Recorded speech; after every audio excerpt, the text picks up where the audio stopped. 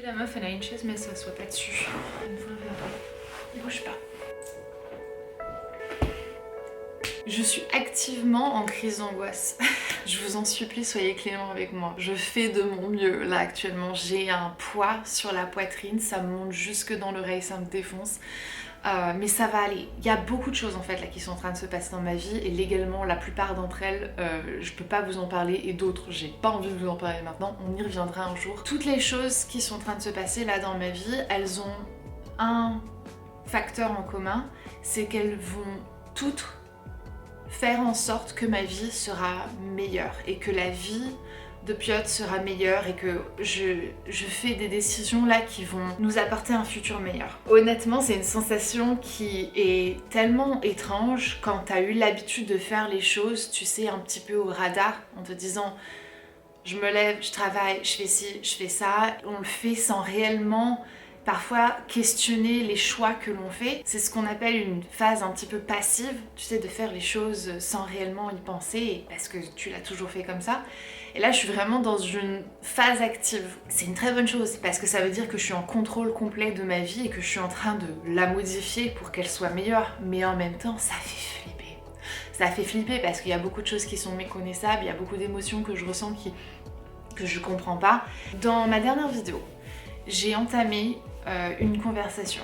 On a parlé de la relation avec un pervers narcissique ou avec quelqu'un qui montre des traits de la personnalité narcissique. Si t'es confus et que tu sais pas du tout de quoi je parle, je t'invite à aller voir cette vidéo ici. Elle est d'importance publique. C'est la vidéo en fait qui m'a angoissée le plus de ma chaîne, mais qui fait aussi que je suis le plus fière du contenu que je crée en ce moment. Et une bonne suite à cette conversation serait de parler des signes à reconnaître quand on est dans une relation qui est saine. Quand tu es dans ce qu'on appelle une relation toxique, c'est une relation dans laquelle tu te sens pas bien, tu sais que cette personne, elle t'apporte pas du bien, c'est ce qu'on appelle une relation toxique. Il y a plein de raisons pour lesquelles cette relation peut être toxique, mais si jamais tu te reconnais dans une relation comme ça, il y a plein de choses en fait qui du coup sont pas du tout naturelles. La relation et les rapports que tu as avec les gens sont complètement influencés par les personnes dont tu es entouré. Et donc il y a des choses qui sont inadmissibles dont tu te rends absolument plus compte parce que ça fait partie de la norme. Je me suis penchée un petit peu sur la question de comment est-ce qu'on fait pour reconnaître que cette relation elle est toxique contrairement à saine. La première chose que je dirais, qui est pour moi la chose la plus importante et qui en dit le plus sur une relation, c'est l'empathie. L'empathie, c'est la capacité de se mettre à la place de quelqu'un et d'imaginer à quoi, qu'est-ce qu'ils peuvent ressentir, qu'est-ce qu'ils pourraient penser. Pour moi, c'est la base. Pour moi, c'est un non négociable. Il y a plein d'exemples dans la vie que tu pourrais utiliser pour pouvoir te montrer que cette personne a ou n'a pas de l'empathie. Je sais pas, par exemple, il y a quelqu'un qui tombe et qui se fait mal et cette personne, en fait, ça la fait rire ou elle a un comportement qui est à l'opposé en fait d'une réaction normale. C'est de coincer le doigt dans la porte et cette personne te dit ah bah bien fait pour toi ou ah bah t'avais qu'à faire attention ou c'est tu perds un membre de ta famille et cette personne elle a rien du tout à te dire pour essayer de te consoler ou je sais pas, quelque chose t'arrive, tu perds ton job et cette personne en fait elle s'en fout, elle veut te parler de ses tracas personnels à elle. J'ai envie de faire une petite parenthèse, mais on est tous êtres humains, on a tous des pensées qui sont déplacées, qui sont pas gentilles, qui sont inappropriées. Mais nos pensées ne nous définissent pas, c'est nos actions qui nous définissent. Qu'est-ce qu'on fait après cette pensée? Ce qui traverse ton esprit ne fait pas qui tu es, c'est ce que tu en fais après. Si jamais tu décides de te pencher vers cette impulsion, ou si bien au contraire, tu fermes toute action à ce que tu viens d'imaginer ou de penser. Et c'est ça la différence entre quelqu'un qui va être abusif et quelqu'un qui est fondamentalement bienveillant mais qui est un humain. Ce qui va main dans la main, c'est aussi la capacité pour cette personne d'être gentille en fait, d'être juste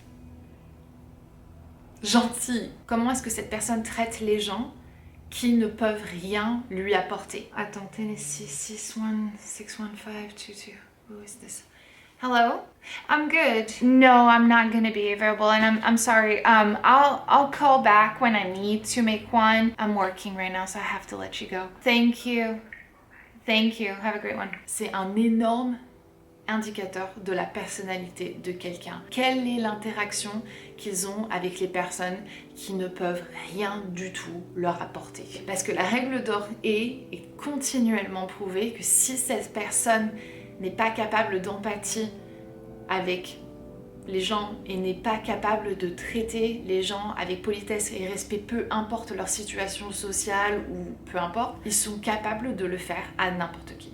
Et après, il y a un tout autre palier. Il y a le palier où non seulement il n'y a pas d'empathie, il n'y a pas de gentillesse, mais en plus de ça, et surtout parce que il y a un énorme plaisir qui découle de faire du mal à n'importe qui en fait. Et ça c'est vraiment, je pense, la chose la moins évidente à voir et à croire. Que quelqu'un pourrait prendre plaisir à torturer quelqu'un émotionnellement, psychologiquement, physiquement, qu'il soit physique ou pas, un abus reste un abus. Je comprends pas comment on n'a pas encore intégré que l'esprit fait tout. La capsule est une chose, mais le composant est la première des choses, la chose la plus essentielle. Dans un moment de faiblesse, dans un moment où